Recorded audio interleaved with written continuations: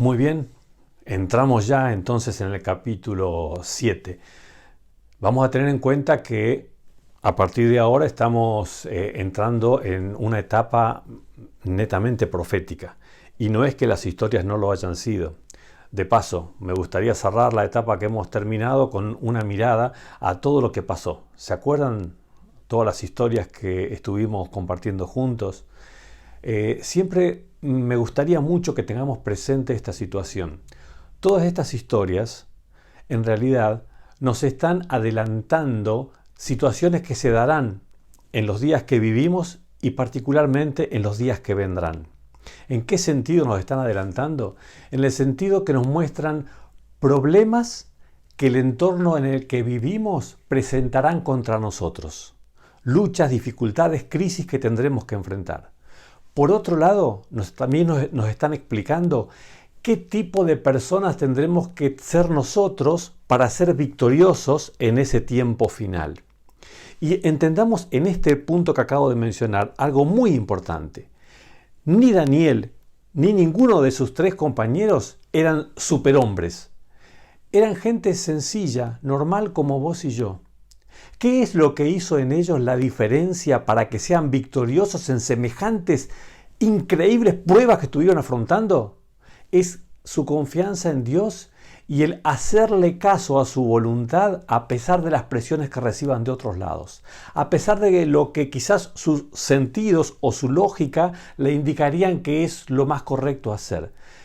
Una lección importantísima para aprender de todo esto es que para ser victoriosos en el final de los tiempos, lo que más necesitamos es desarrollar una comunión diaria con Dios y una dependencia constante de Él. Eso es lo más importante. Y lo otro que tenemos que sumar para tener en cuenta con respecto a lo que significa a nivel personal, ¿no? Enfrentar los días que vendrán y ser victoriosos. Es el socorro divino. Es esa ayuda sobrenatural que Dios da a los hijos que confían en Él. Entonces, ¿por qué es importante? Porque nosotros no podemos ser victoriosos frente a los desafíos que vendrán. ¿Cómo te ves vos en los diferentes escenarios que estuvimos viendo en los 6 capítulos que pasaron? ¿Alguno de ellos te pareció simple? ¿Alguno de ellos te pareció como que con tu fuerza, con tu inteligencia, con tu capacidad podrías sortearlo de mejor manera que lo que hicieron Daniel y sus compañeros? No, claramente no. Ni vos, ni yo, ni nadie. No, porque no está en el ser humano salir victorioso en este tipo de luchas.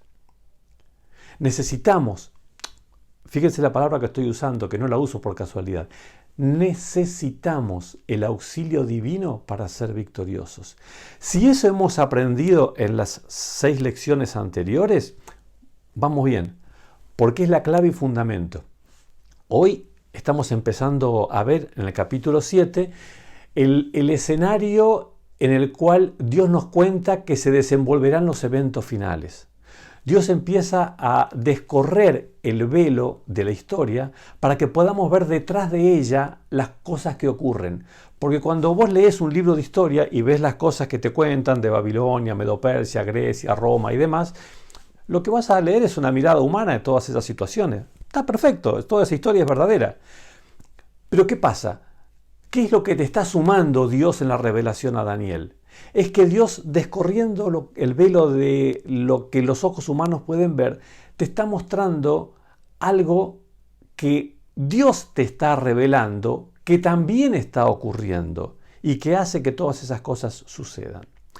Por eso es que el capítulo 7, con el que vamos a empezar una temática muy trascendente y muy importante, decidí partirlo en 2 partes para que no sea un video largo de 20 y pico de minutos, entonces lo vamos a partir en 2 partes, ¿ok? Vamos a empezar entonces con lo primero. Capítulo 7 nos cuenta una revelación que ahora Dios le da a Daniel. Esta es la primera revelación, la primera visión que Dios le da a Daniel. Todo lo anterior no fueron revelaciones directas de Dios a Daniel. Esta sí. Entonces, acá Dios está queriendo darnos a través suyo un nuevo y más profundo vistazo de lo que ocurriría en los tiempos por venir.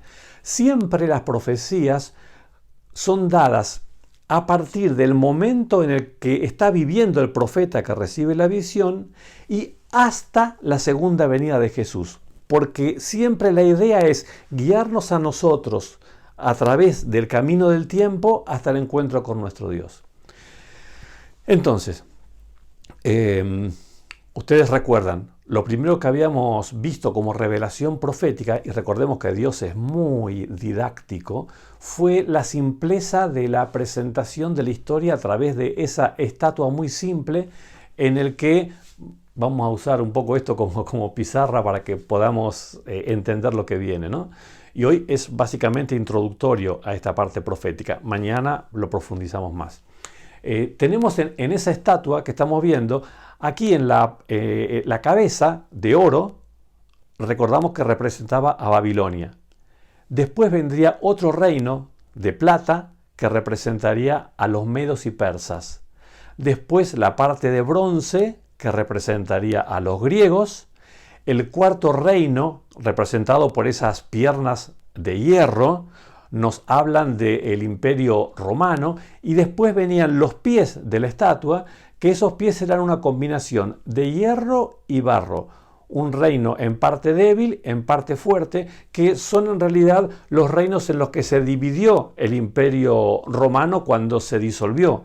El Imperio Romano fue atacado por las tribus bárbaras, que son el génesis de lo que hoy es la Europa actual, ¿no es cierto? Fueron atacando a Roma, y Roma quedó dividida básicamente en 10 reinos. Y eso es lo que nos cuenta la historia de la estatua, ¿no es cierto? Ahora, y después, por supuesto, ahí estamos hablando de la historia humana. Después viene lo más importante de todo, que es la forma como Dios interviene, y esa estatua se convierte en polvo, y la piedra que pega en los pies de la estatua genera un gran monte que representa el reino de Dios, que no tendrá fin jamás. Entonces, en el capítulo 7, la visión que recibe Daniel es paralela de la anterior, solo que en vez de ver una estatua compuesta por diferentes metales, lo que está viendo es un mar revuelto. El mar revuelto y combinado con vientos, como dice el capítulo 7, siempre representa a naciones. O sea, el agua, las aguas, los mares representan a naciones, muchedumbres, mucha gente. Los vientos y todo eso nos están hablando de la siempre presente violencia entre las personas, los reinos y las naciones. Y dentro de eso van surgiendo las potencias. La primera potencia que surge es Babilonia, que está representada en esta visión por una bestia, dice, con apariencia de león alado. ¿Recuerdan cómo representaban los babilonios a su nación? Un león alado, tal cual. Bien, después daremos un poco más de detalles sobre esto, pero veíamos primero a Babilonia como la cabeza de oro. Ahora yo me corro un poquito más para poder dejar más lugar para poner los paralelismos de la visión. Aparece Babilonia representada por ese león alado. Después la historia nos revela una segunda bestia, y de paso la expresión bestia no tiene nada de negativo, simplemente está hablando de un poder, de una potencia. Entonces, esta potencia que ve en segundo término está representada por un oso particular que tiene en su boca 3 costillas y se levanta más de un lado que del otro. Recordamos que el oso representa a Medo-Persia, que Medo-Persia era un reino combinado entre medos y persas. Una alianza entre ellos, pero en realidad los persas eran muy superiores y mayores que los medos. Por eso se alza más de un lado que del otro el oso, ¿no? Entonces el oso representa a Medo-Persia. Después tenemos un leopardo con 4 cabezas y con alas representando a Grecia, y particularmente a su gran rey Alejandro Magno, que con una velocidad inusitada a los 33 años de vida había logrado tener el imperio más grande que hasta ese tiempo se hubiese conocido. O sea, conquistó con la velocidad de un leopardo, reforzado con las alas del águila. Y después el siguiente imperio que aparece, acá se nos complicó. Vamos a tener que dejarlo para mañana, porque no quisiera cargar demasiado de novedad de información para que esto que estamos pretendiendo que sea simple pueda ir siendo comprendido. Por eso mañana veremos la segunda parte. Pero con respecto a la cuarta potencia que aparece, acá dice, o sea, no la compara ni con un león, ni con un oso, ni con un leopardo. ¿Se dieron cuenta la expresión que usa? Dice simplemente una bestia espantosa y terrible. Ni siquiera le venía a la mente compararla con algo. Esa cuarta bestia está representando a Roma. Solamente lo enuncio ahora, mañana explicaremos un poco más. Y vieron que en la descripción aparece que esa cuarta bestia tiene algo muy particular en su cabeza y se empieza a centrar la mirada de la visión en la cabeza. Porque en la cabeza aparecen 10 cuernos que son los que simbolizan los pies de la estatua que habíamos visto antes, que estaba representando a los 10 reinos en los que después Roma quedó dividida. Así, los 10 cuernos de la bestia simbolizan los 10 reinos en los que Roma quedaría dividida después. Y empieza Dios a profundizar en la parte final de la historia, que tiene que ver con los pies de la estatua o con los cuernos de esta cuarta bestia, porque ese tiempo está mucho más cercano a nosotros, mucho más cercano al tiempo del fin. Te espero mañana para que sigamos profundizando en esto. Una cosa te digo,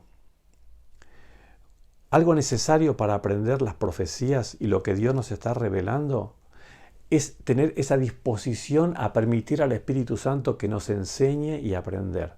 Eso es clave, es fundamental. Por eso te pido siempre, antes de que veas el video del día, que tengas una palabra de oración, para que puedas dejar de lado las preocupaciones y cosas que tengas en tu vida, en tu día, las complicaciones, locuras con las que estés viniendo, y puedas tener una mente tranquila y en paz dispuesta a escuchar su palabra.